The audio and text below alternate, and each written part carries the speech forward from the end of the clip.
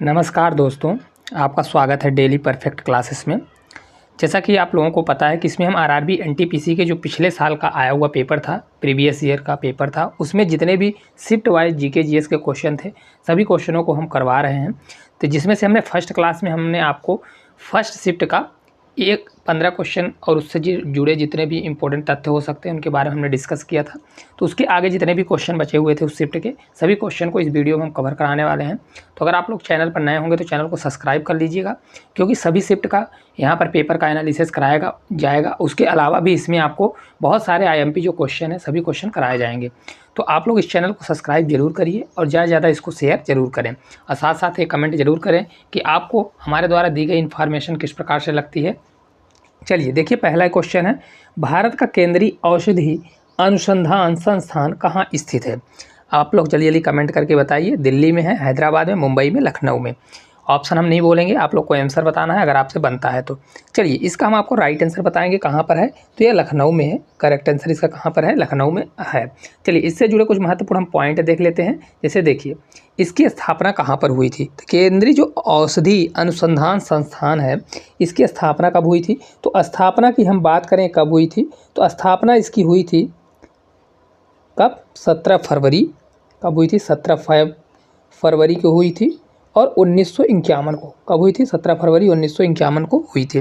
ठीक है, कहाँ पर हुई थी? तो यह यूपी के लखनऊ में।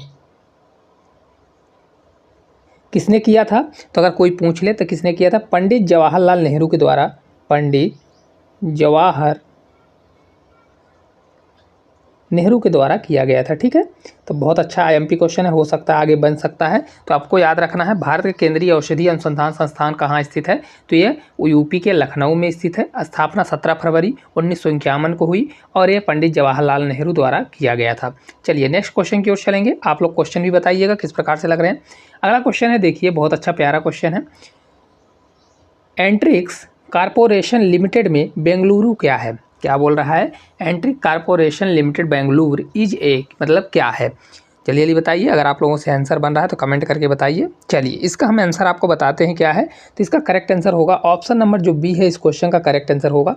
कलर चेंज कर देते हैं, क्या होगा? ऑप्शन नंबर बी जो है राइट आंसर होगा।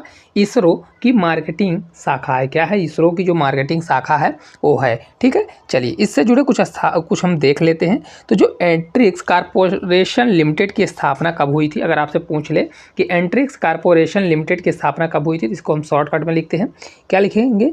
एंट्रिक्स कारपोरेशन लिमिटेड बेंगलुरु जो है, इसकी स्थापना कब हुई? तो इसकी स्थापना हुई थी कब? 1992 में। कब हुई थी? 1992 में इसकी स्थापना हुई थी। ठीक है, इसके अलावा भी भारतीय अंतरिक्ष अनुसंधान संगठन इसरो का क्या है? मार्केटिंग शाखा के रूप में कार्य करता है। क्या करता है? तो यह मार्केटिंग शाखा के रूप में काम करता है। ठीक है, तो आपको इन चीज़ों को याद रखना है, शाखा के रूप में काम करता है। चलिए अगले क्वेश्चन की ओर चलेंगे अपन। देखिए अगला नेक्स्ट क्वेश्चन है हमारा, निम्नलिखित में से कौन सा स्थान यूरेनियम के खनन के लिए प्रसिद्ध है? अगर आप लोग से बन रहा है जल्दी जल्दी कमेंट करके बताइए। बहुत प्यारा क्वेश्चन है। आप लोग क्लास किस प्रकार से लग रही है जल्दी जल्दी बताइए। देखिए, निम्नलिखित में से कौन सा स्थान यूरेनियम के खनन के लिए प्रसिद्ध है? चलिए इसको हम देख लेते हैं। तो कौन सा स्थान होगा? तो इसका राइट आंसर हो जाएगा ऑप्शन नंबर जो सी है, इस क्वेश्चन का करेक्ट आंसर होगा जादूगोड़ा। क्या है? जादूगोड़ा जो है ये कहाँ पर है? तो ये यूरेनियम के लिए प्रसिद्ध है। अगर आपसे पूछ ले कि यूरेनियम के लिए कहाँ पर है जादूगोड़ा, तो जादूगोड़ा है कहाँ? तो जादूगोड़ा को हम बता दें, जादूगोड़ा कहाँ पर है? तो ये झारखंड में स्थित है। JH लिख रहे हैं, मतलब झारखंड में। कहाँ पर स्थित है? झारखंड के कौन से? सिंहभूम जिले में। कौन सा? सिंहभूम। कभी अगर पूछ ले, सिंहभूम जिले में स्थित है। झारखंड के सिंहभूम जिले में स्थित है। ठीक है, इसके अलावा भी इसमें अगर पूछा जाए कि यूरेनियम का किस प्रकार का ईंधन है, तो परमाणु ईंधन है। यूरेनियम क्या है? तो यूरेनियम क्या है? तो परमाणु ईंधन है। परमाणु ईंधन है। इसके अलावा इसका परमाणु क्रमांक अगर पूछा जाए तो कितना होता है? 92 इसका क्या होता है? परमाणु क्रमांक होता है। ठीक है, परमाणु क्रमांक होता है। इसको किस प्रकार से डिनोट किया जाता है? इसको U द्वारा डिनोट किया जाता है। चलिए अब आगे की ओर अपन बढ़ेंगे, अगले क्वेश्चन की ओर। अगला क्वेश्चन देखिए दिया गया है, विश्व पर्यावरण दिवस 2020 का आयोजन निम्नलिखित में से किस देश में किया गया था। बोल रहा है कि 2020 में जो पर्यावरण का आयोजन है किस देश में किया गया था। तो चलिए सभी लोग अपना अपना आंसर बताइए कहाँ पर किया गया था। तो इसका राइट आंसर कहाँ पर हो जाएगा, करेक्ट आंसर हो जाएगा कोलंबिया में। देखिए ये आया हुआ पिछला क्वेश्चन है इसलिए 2020 का पूछा है, हो सकता है वर्तमान का पूछे। तो 2020 में कहाँ पर था, तो 2020 में कोलंबिया में था। कहाँ पर था, कोलंबिया में था। इसको लिख लिए, कोलंबिया में था। आप लोग अपने नोट्स बनाते जाइए, कोलंबिया में था। 2021 में किसने मेजबानी की, तो 2021 का भी हम बता देते हैं, पाकिस्तान। किसने, पाकिस्तान ने। इसके अलावा पाकिस्तान ने, अगर आपसे 2024 का पूछे, 2024 का अगर पूछता है तो आप किसको बताएंगे, तो 2024 है इसमें कौन करेगा, तो सऊदी अरब करेगा। कौन करेगा, सऊदी अरब। कौन करेगा, सऊदी अरब करने वाला है। और इसका शीर्षक क्या रखा गया है, तो विषय क्या है, विषय हमारी भूमि हमारा भविष्य। क्या है, हमारी भूमि हमारा भविष्य।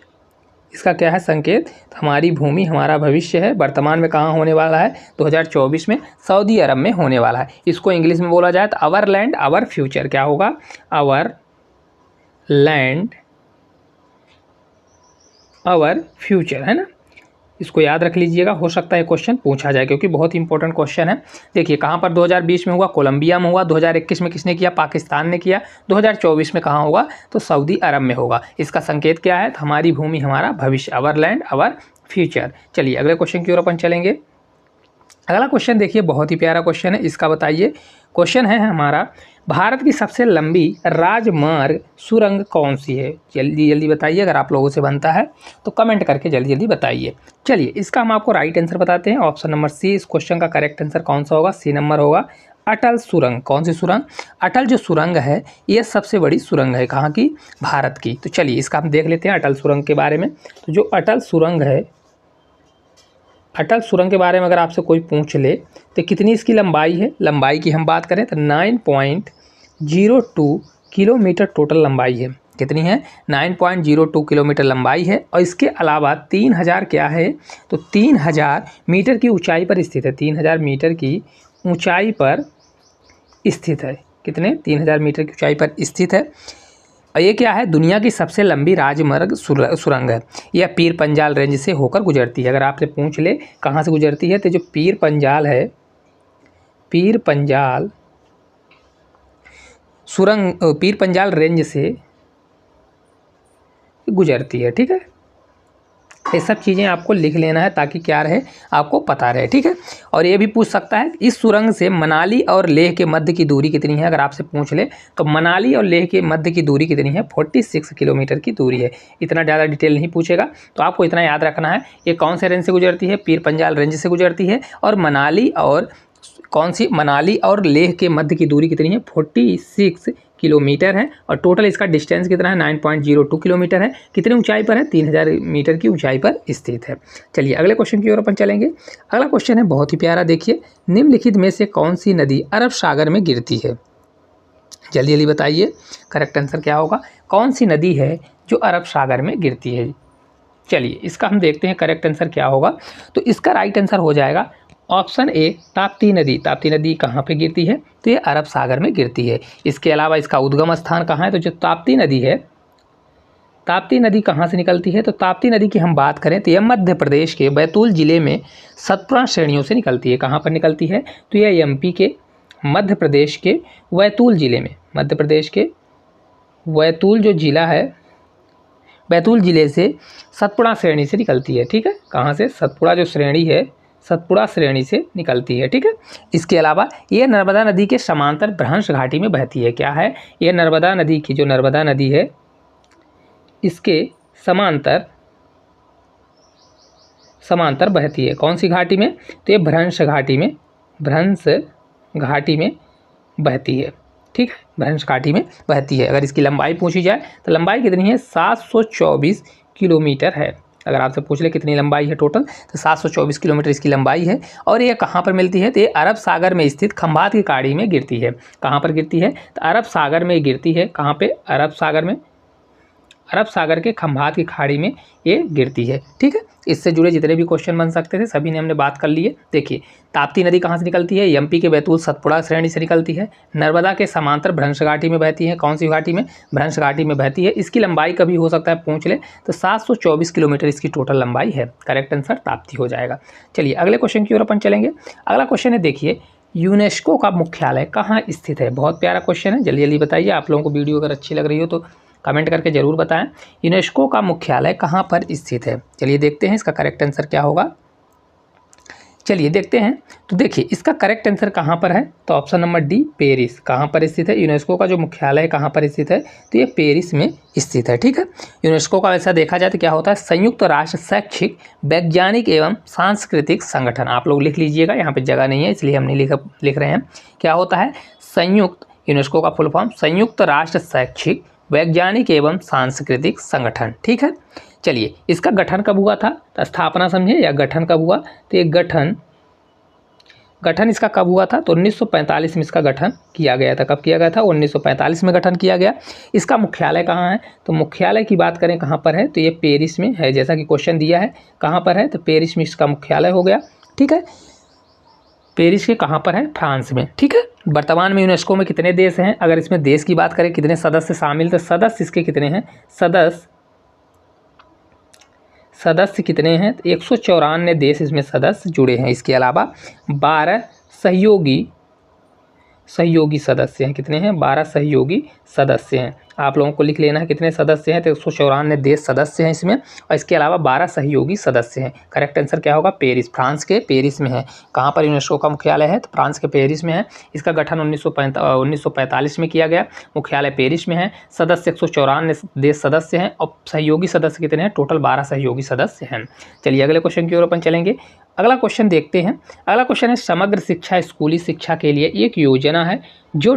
के लिए है। जल्दी बताइए राइट आंसर क्या होगा। अगर आप लोगों से बन रहा है तो कमेंट करके इसका आंसर बताइए। करेक्ट आंसर इसका क्या होने वाला है?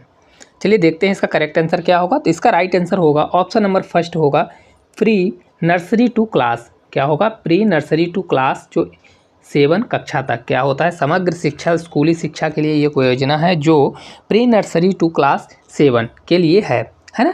इसके अलावा अगर इसमें जुड़े कुछ तथ्य पूछना है, देखिए क्या होता है, इसमें क्या होता है, जो समग्र शिक्षा योजना है स्कूली शिक्षा के लिए एक एकीकृत योजना है, जिसमें क्या होता है, प्री स्कूल से लेकर 12वीं कक्षा तक के शिक्षा संबंधी सभी पहलुओं को शामिल किया गया है।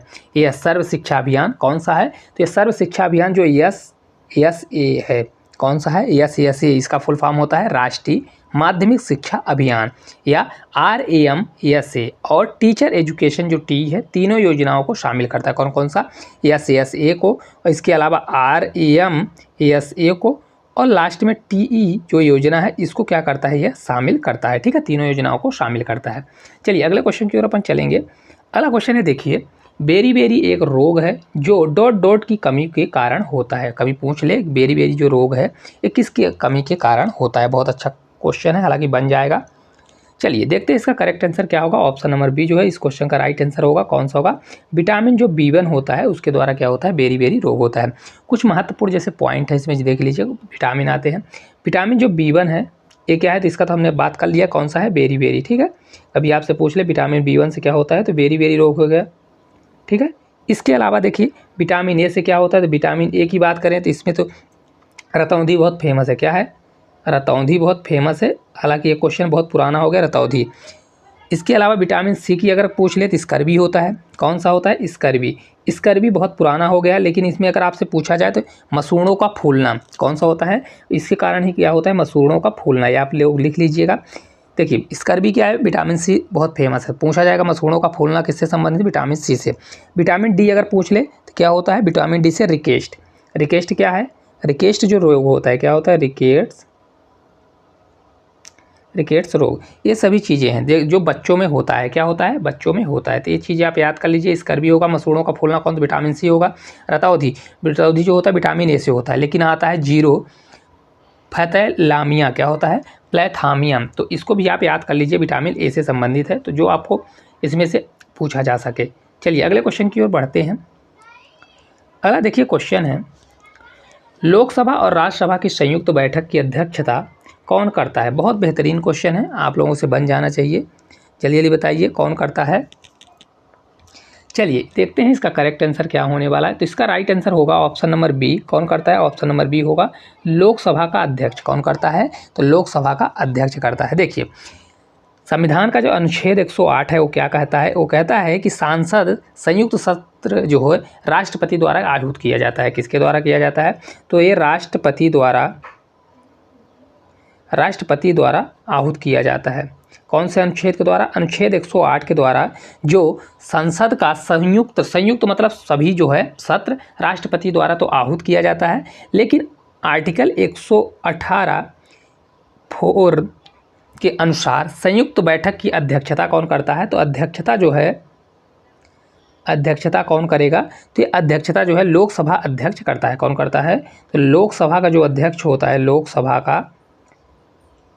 का अध्यक्ष करता है। ठीक है, ये चीज़ आपको याद रखना है। तो लोकसभा का जो अध्यक्ष होगा वही क्या करता है? राज्यसभा और लोकसभा की संयुक्त बैठक की अध्यक्षता करता है। तो करेक्ट आंसर कौन सा होगा? ऑप्शन नंबर बी होगा। राष्ट्रपति नहीं होगा। राष्ट्रपति क्या करता है? जो 108 के अनुच्छेद 108 के अनुसार संसद का संयुक्त सत्र राष्ट्रपति द्वारा आहूत किया जाता है। चलिए अगले क्वेश्चन की ओर अपन चलेंगे। अगला क्वेश्चन है, देखिए एक प्रसिद्ध यात्री इब्न बतूता था ... मूल निवासी।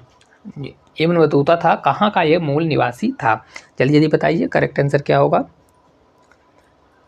चलिए इसको देखते हैं करेक्ट आंसर क्या होगा। तो इसका राइट आंसर होगा मोरक्को। कहाँ का था? तो जो इब्न बतूता था कहाँ का था? तो ये इब्न बतूता जो था मोरक्को का एक प्रसिद्ध क्या था? निवासी था। ठीक है, इसके अलावा ये भारत कौन से मतलब किसके शासनकाल में मतलब भारत पर आया था? तो ये मोहम्मद जो बिन तुगलक था, मोहम्मद बिन तुगलक के शासनकाल में ये 1333 ईस्वी में कब आया था? 1333 ईस्वी है उस समय भारत आया था। क्या किया था? ये भारत आया था। ठीक है, इसके अलावा भी ये क्या था? एक अफ्रीकी यात्री था। कौन सा था? तो ये अफ्रीकी यात्री था। अगर पूछता है आप कहाँ से आया था, अफ्रीकी यात्री था, पूछा जाता है किस प्रकार का यात्री? तो अफ्रीकी यात्री था। ये अरबी भाषा में लिखा गया। कौन सा अरबी भाषा में लिखा गया? जो मोरक्को से भारत आया और ये अरबी भाषा में लिखा गया। उसका यात्रा वृत्तांत किस में लिखा हुआ है? किताब उल रहला में। इसका अगर यात्रा वृत्तांत कहाँ से वर्णन मिलता है? तो किताब उल रहला में इसका वर्णन किया गया। और कौन सी भाषा में किया गया है? तो अरबी भाषा में किया गया है। तो इतना आपको याद रखना है। चलिए अगले क्वेश्चन की ओर चलेंगे। अगला देखिए क्वेश्चन है, निम्नलिखित मानव रोगों में से कौन सा रोग जीवाणुओं से होता है? बहुत प्यारा क्वेश्चन है। कौन सा ऐसा रोग है जो जीवाणुओं से होता है? जल्दी बताइए। तो चलिए देखते हैं इसका करेक्ट आंसर क्या होगा। ऑप्शन नंबर फर्स्ट ही इसका करेक्ट आंसर होगा टाइफाइड। टाइफाइड क्या होता है? जीवाणुओं से होने वाला रोग है। ठीक है, और ये किस कारण से होता है? जो टाइफाइड होता है ये कौन से संक्रमण से होता है? तो ये साल्मोनेला टाइफी के कारण होता है। जो टाइफाइड रोग है किसके द्वारा होता है? तो साल्मोनेला टाइफी के कारण होता है। किसके कारण? साल्मोनेला टाइफी के कारण होता है। ठीक है, इतना आपको याद रखना है। इसके अलावा आप लोग लिख लीजिए जीवाणुओं के कारण कौन कौन से रोग होते हैं। तो जीवाणुओं के कारण होता है हैजा। कौन सा होता है? हैजा होता है, डिप्थीरिया होता है, टिटनेस होता है, कुकुर होता है, खांसी आदि। कुकुर खांसी जो होता है ये भी होता है, हैजा भी होता है, टिटनेस, डिप्थीरिया, प्लेग, ये सभी क्या हैं? जीवाणु से होने वाले रोग हैं। आप लोग इन सभी को याद कर लीजिएगा और लिख लीजिएगा। चलिए अगले क्वेश्चन की ओर अपन चलेंगे। अगला क्वेश्चन देखिए, क्वेश्चन दिया गया है नवंबर 2020 के अनुसार भारत के उच्च न्यायालयों की कुल संख्या कितनी है? बहुत प्यारा क्वेश्चन है, हालांकि आप लोगों से बन जाना चाहिए। जल्दी बताइए। सभी क्वेश्चन बहुत अच्छे हैं, हर टाइप के क्वेश्चन है, हिस्ट्री, पॉलिटी, जियोग्राफी सभी से क्वेश्चन है। चलिए देखते हैं इसका करेक्ट आंसर क्या होगा। देखिए इसका राइट आंसर होगा ऑप्शन नंबर सी। इस क्वेश्चन का करेक्ट आंसर होगा कितना है? 25। और ये 2020 में भी 25 से, और वर्तमान में भी कितने हैं? तो वर्तमान में भी कितने टोटल हैं? टोटल 25 ही उच्च न्यायालय स्थित हैं। ठीक है, इसके अलावा भी संविधान के भाग 6 में अनुच्छेद 214 से 231 तक उच्च न्यायालयों के गठन, स्वतंत्रता, न्यायिक क्षेत्र, शक्तियाँ में इनका प्रक्रिया आदि के बारे में उल्लेख किया गया। कौन कौन सा अनुच्छेद है? तो 214 से लेकर 231 तक उच्च न्यायालयों का वर्णन किया गया। अनुच्छेद 214 से 231 तक इनका वर्णन किया गया है। ठीक है, कौन सा? संविधान के भाग 6 में। कौन सा है? ये भाग नंबर संविधान का जो भाग 6 है उसमें इसका वर्णन किया गया है। तो अगर आपसे पूछे कौन से संविधान के भाग 6 में, 214 से 231 तक उच्च न्यायालयों का वर्णन किया गया है। वर्तमान में कितने हैं? 25 हैं। 2020 में भी कितने थे? 25 थे। चलिए अगले क्वेश्चन की ओर अपन चलेंगे। अगला देखिए क्वेश्चन है, नवंबर 2020 तक की जानकारी के अनुसार भारत के शिक्षा मंत्री कौन है? चलिए जल्दी बताइए, वर्तमान में कौन है? हमको देखिए क्वेश्चन 2020 का आया हुआ है तो इसलिए हमने क्वेश्चन लिया हुआ है, लेकिन हमको वर्तमान का भी इसी के जरिए पढ़ना है क्योंकि ये क्वेश्चन वर्तमान में भी पूछा जा सकता है। तो कौन थे? तो इसका करेक्ट आंसर होगा ऑप्शन नंबर सी जो है इस क्वेश्चन का राइट आंसर हो जाएगा, डॉक्टर रमेश पोखरियाल। जल्दी जल्दी बताइए वर्तमान में कौन है, आप लोग कमेंट करके बताइए वर्तमान में कौन है।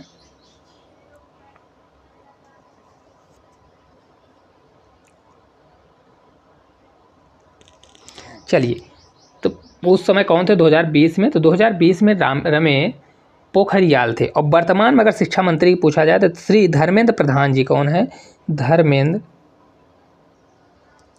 धर्मेंद्र प्रधान जी जो हैं ये क्या है? वर्तमान में शिक्षा मंत्री हैं। ठीक है, कब से बने हैं? 2020 के अंतर्गत स्कूली शिक्षा में स्किल आधारित प्रशिक्षण को बढ़ावा देने वाले विशेष प्रावधानों का उल्लेख किया है। कौन? धर्मेंद्र प्रधान जी है ना। तो वर्तमान में कौन है? धर्मेंद्र प्रधान जी हैं। और पहले कौन थे? डॉक्टर रमेश पोखरियाल जी थे। ठीक है, चलिए आप लोग वर्तमान का याद करिए क्योंकि वर्तमान ही पूछेगा, क्योंकि उस समय 2020 में पेपर हुआ, 2020 का करंट पूछा था, तो वर्तमान में जरूर पूछेगा। तो आप लोग वर्तमान में जितने भी मंत्री हैं सभी को याद कर लेना है। चलिए अगले क्वेश्चन की ओर अपन चलेंगे। अगला क्वेश्चन है देखिए, निम्नलिखित में से कौन सा देश सार्क का सदस्य नहीं है? बताइए करेक्ट आंसर क्या होगा? कौन सा ऐसा देश है जो सार्क का सदस्य नहीं है? जल्दी जल्दी बताइए, अगर आप लोगों से बन रहा है तो करेक्ट आंसर इसका बताइए क्या होगा। चलिए देखते हैं इसका करेक्ट आंसर कौन सा होगा। ऑप्शन नंबर डी जो है सदस्य है लिखा हुआ है ना, तो सदस्य कौन है? अफगानिस्तान है। करेक्ट आंसर होगा निम्नलिखित में से कौन सा देश जो सार्क का सदस्य है? तो ये अफगानिस्तान है। अफगानिस्तान क्या है? सार्क का सदस्य है। इसके अलावा इसका संगठन कब हुआ? तो सार्क की स्थापना के अगर पूछा जाए तो कब किया गया? तो इसकी स्थापना कब किया गया था? तो ये 8 दिसंबर 1985 को। कब किया गया था? तो 8 दिसंबर 1985 को इसकी स्थापना की गई थी। तब इसमें कितने देश की गई थी, और इसके अलावा इसमें ढाका में सार्क घोषणा पत्र पर हस्ताक्षर के साथ की गई थी। ठीक है, और ये अफगानिस्तान कब जुड़ा? तो अफगानिस्तान 2005 में कब जुड़ा था? तो 2005 में कौन सा जो 13वें शिखर सम्मेलन में अफगानिस्तान शामिल हुआ। 13वां जो शिखर सम्मेलन था इसमें क्या हुआ? अफगानिस्तान क्या हुआ था? शामिल हुआ था। 3 चीज़ों को आपको याद रखना है। इसकी स्थापना कब हुई? तो स्थापना इसकी हुई थी 8 दिसंबर 1985 को, और 2005 में 13वें जो शिखर सम्मेलन हुआ उसमें अफगानिस्तान इसमें क्या हुआ? हिस्सा लिया। तो कौन सा इसमें सदस्य है? तो अफगानिस्तान क्या है? इसमें सदस्य है, जबकि चीन, म्यांमार और मॉरिशस नहीं है। करेक्ट आंसर कौन सा होगा? अफगानिस्तान होगा। बहुत अच्छा क्वेश्चन है। चलिए अगले क्वेश्चन की ओर चलेंगे। नवंबर 2016 को विमुद्रीकरण की घोषणा के समय भारतीय रिजर्व बैंक के गवर्नर जनरल कौन थे? विमुद्रीकरण मतलब जब नोट चेंज बंदी हुई तो उस समय गवर्नर जनरल कौन थे? आपसे बन जाना चाहिए। करेक्ट आंसर होगा option number C, Urjit Patel. कौन थे? तो उर्जित पटेल जी जो थे ये क्या थे? उस समय RBI के गवर्नर थे। चलिए जल्दी कमेंट करिए वर्तमान में कौन है RBI के गवर्नर? अगर आपसे पूछा जाए तो वर्तमान में RBI के गवर्नर कौन है? और ये कब से कब तक थे? तो ये 2016 से 2018 तक थे। कब से कब से? 2016 से 2018 तक RBI के गवर्नर थे। कौन कौन सी नोटें बंद हुई थी? तो 500 और 1000 की नोटों को बंद किया गया था। ठीक है, कौन कौन सी नोटें? तो 500 की नोट और 1000 की नोटों को विमुद्रीकरण या बंद किया गया था। उस समय कौन गवर्नर थे? उर्जित पटेल थे। वर्तमान में अगर आपसे पूछा जाए तो कौन है? शक्तिकांत दास हैं। कौन है?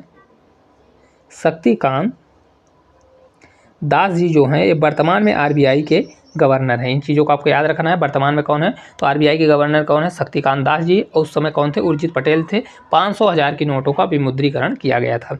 अगला क्वेश्चन है देखिए, भारतीय संविधान के जनक के रूप में किसे माना जाता है? जल्दी बताइए, भारतीय जो संविधान के जनक के रूप में किसे माना जाता है? हालांकि ये क्वेश्चन बन जाएगा, बहुत कॉमन क्वेश्चन है।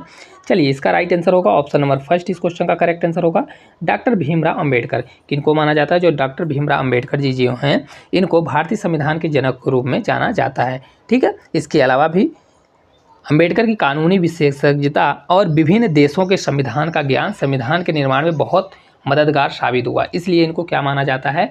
भीमराव अंबेडकर को ही संविधान का जनक माना जाता है। ठीक है, चलिए अगले क्वेश्चन की ओर अपन चलेंगे। अगला क्वेश्चन है, जल्दी जल्दी बताइए, सभी लोग कमेंट करके बताइए। जातक कथाएं डॉट डॉट से संबंधित है। जातक कथाएं किससे संबंधित है, जल्दी बताइए। सिख धर्म से, बौद्ध धर्म से, जैन धर्म से या हिंदू धर्म से। सभी क्वेश्चन अपने आप में बहुत इंपॉर्टेंट है। चलिए, इसका राइट आंसर होगा ऑप्शन नंबर बी, बौद्ध धर्म से। किससे संबंधित है, तो जातक कथाएं जो हैं यह गौतम बुद्ध के पिछले हुए जन्मों से संबंधित है, इसलिए किससे हैं, बौद्ध धर्म से संबंधित है। ठीक है ना, करेक्ट आंसर क्या होगा, बौद्ध धर्म इसका राइट आंसर हो जाएगा। किससे संबंधित है, तो गौतम बुद्ध जो हैं ये गौतम बुद्ध से संबंधित। ठीक है, तो इसलिए इसका राइट आंसर कौन सा हो जाएगा, बौद्ध धर्म से संबंधित हो जाएगा, है ना। इसके अलावा अगर आपसे पूछा जाए गौतम बुद्ध का जन्म कब हुआ था, तो इनका जन्म लगभग 563 ईसा पूर्व में हुआ था। कब हुआ था, अगर पूछ ले तो 563 ईसा पूर्व में इनका जन्म हुआ था। 563 ईसा पूर्व में इनका जन्म माना जाता है ना। चलिए अगले क्वेश्चन की ओर अपन चलेंगे। अगला क्वेश्चन है, देखिए, कावेरी विवाद डॉट डॉट के बीच है। कावेरी विवाद किसके किसके बीच है, जल्दी बताइए। कौन कौन से ऐसे राज्य हैं जिनके बीच इसका विवाद है, तो करेक्ट आंसर होगा ऑप्शन नंबर डी। कौन कौन से, कर्नाटक और तमिलनाडु। जिन जिन स्टेट में नदियाँ बहती हैं उन्हीं स्टेट में विवाद होगा। तो कावेरी का किन कहाँ बहती है, तो ये दक्षिण भारत में बहती है। तो ये कर्नाटक और तमिलनाडु राज्य में इसका विवाद है। इसके अलावा केरल, कर्नाटक, तमिलनाडु और पांडुचेरी इस नदी बेसिन से के अंतर्गत आते हैं। कौन कौन सा है, कहाँ कहाँ पर नदी बहती है, तो केरल में, कर्नाटक में बहती है, तमिलनाडु में बहती है। इसके अलावा कहाँ, पांडुचेरी में। और विवाद किसमें किसमें है, कर्नाटक और तमिलनाडु में इसका विवाद है। ठीक है, और एक देखिए इसमें लिखा क्या है, ब्रिटिश राज्य के समय से ही कावेरी जल बंटवारा विवाद विशेष रूप से, कब से, जब ब्रिटिश का शासनकाल था तभी से कर्नाटक और तमिलनाडु के बीच था। दोनों राज्यों के कई जिले जैसे सिंचाई के लिए कावेरी पर निर्भर हैं। दोनों राज्य किसके लिए निर्भर हैं, सिंचाई के लिए निर्भर हैं, जिसके कारण उनके बीच में विवाद है, पानी को लेकर विवाद है। ठीक है, और कब से, ब्रिटिश शासन से लेकर आज तक अभी भी विवाद बना हुआ है, पानी के लिए, सिंचाई के लिए, क्योंकि दोनों ही खेती के लिए निर्भर हैं। चलिए अगले क्वेश्चन की ओर चलेंगे।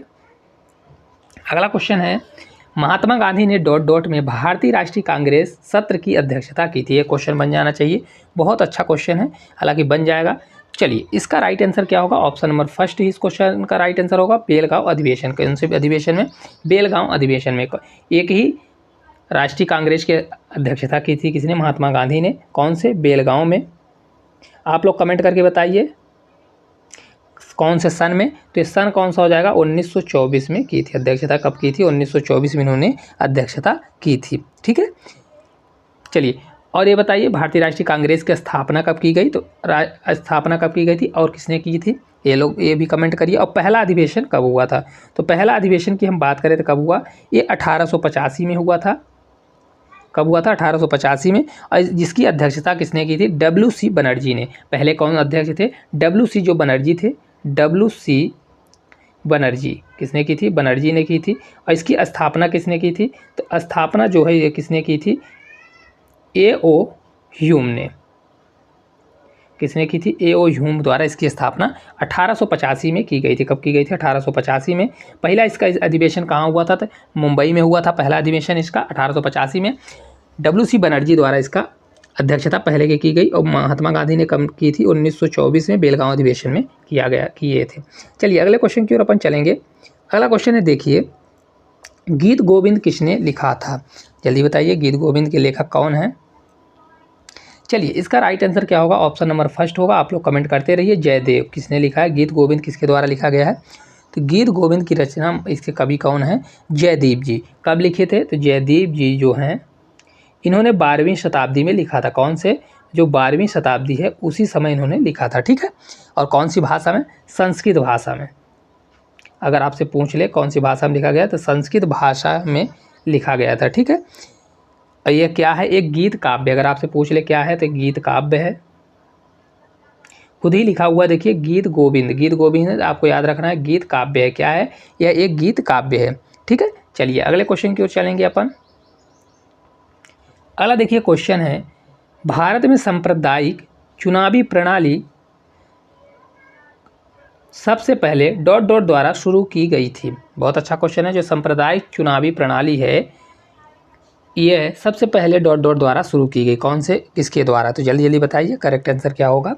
चलिए इसका राइट आंसर होगा ऑप्शन नंबर डी, ज़्यादा हम टाइम नहीं ले रहे हैं।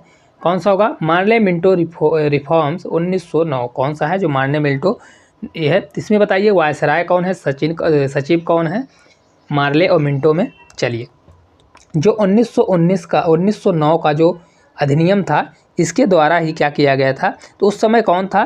तो लॉर्ड जो मार्ले था इंग्लैंड के भारत के इस राज्य सचिव था। सचिव कौन था? तो सचिव की हम बात करें तो लॉर्ड ये जो क्या था, लॉर्ड मार्ले, इसमें मार्ले लिखा है ना, तो मार्ले क्या था? सचिव था। मार्ले क्या था? सचिव था। और वायसराय कौन था? मिंटो था। वायसराय कौन था? ये मिंटो इसमें वायसराय था। कौन था? मिंटो जो था वायसराय था। आपसे अगर पूछे कि सचिव कौन था? मार्ले, और मिंटो कौन हो जाएगा? वायसराय था उस समय। चलिए आखिरी क्वेश्चन की ओर चलेंगे, इस शिफ्ट का लास्ट क्वेश्चन है आज का। देखिए कैबिनेट मिशन भारत कब आया था? बहुत प्यारा क्वेश्चन है, सभी लोग कमेंट करके बताइए कब आया था। तो कैबिनेट मिशन कब आया? तो राइट आंसर होगा ऑप्शन नंबर फर्स्ट, 1946 में। कब आया था?